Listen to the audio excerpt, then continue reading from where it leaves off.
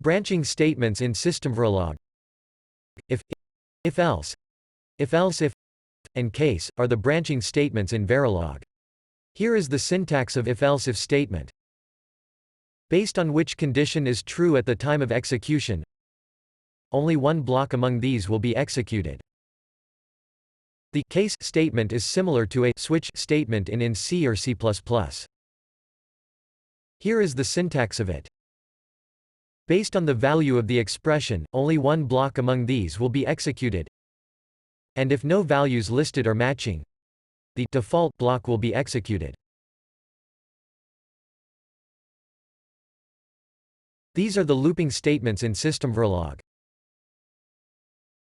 Out of these, while and for loops are synthesizable when used inside an always block, and rest are not.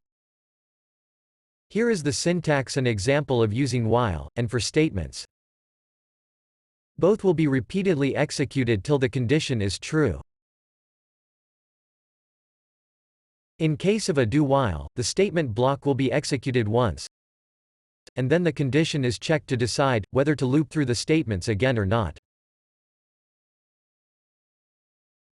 A forever statement will be always executed.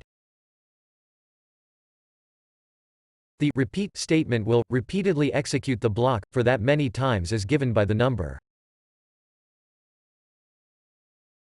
For each is used with arrays to iterate through every element in the array. All these are used in testbench coding only. Jump statements. Jump statement in Systemverilog are break, continue, and return. Break and continue statements are used inside loops, and their usage is similar to those in C or C++. Return statement is used only within function, to end its execution and return a value to the function calling point.